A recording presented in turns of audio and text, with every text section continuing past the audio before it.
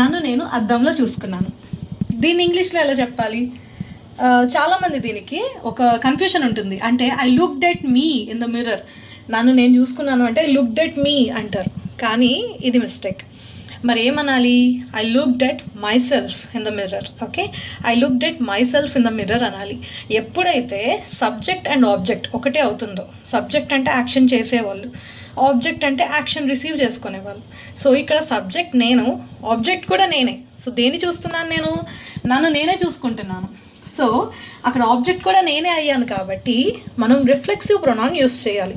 I looked at my self in the mirror. Okay, so అదే ఒకవేళ ఆమె తనని తాను అద్దంలో చూసుకుంది అని చెప్పాలంటే షీ, ఫీమేల్ కాబట్టి షీ యూస్ చేస్తాం.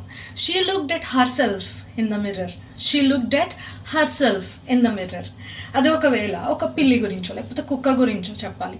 మనం యానిమల్స్కి ఇట్ యూస్ చేస్తాం కదా. The dog looked at it self in the mirror. The dog looked at itself in the mirror, or the cat looked at itself in the mirror. Okay, అదే ఒకవేళ నువ్వు అద్దంలో నిన్ను నువ్వు చూసుకున్నావు అని చెప్పాలి. You looked at your self in the mirror.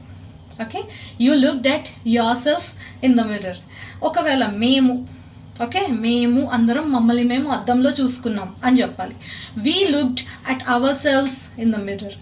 Ourself కాదు, ourselves వస్తుంది, ఎందుకంటే ప్లూరల్ కాబట్టి. We looked at ourselves in the mirror.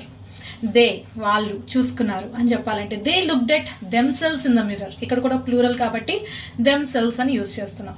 They looked at themselves in the mirror. అతను అద్దంలో చూసుకున్నాడు. దీన్ని ఏమనంటారు ఇంగ్లీష్లో? నా కమెంట్స్లో రాయండి. అలాగే ఈ వీడియో ఇన్ఫర్మేటివ్గా అనిపిస్తే లైక్ చేయండి, షేర్ చేయండి, మన ఛానల్ని ఇప్పుడే సబ్స్క్రైబ్ చేసుకోండి. Thank you for watching. Have a good day.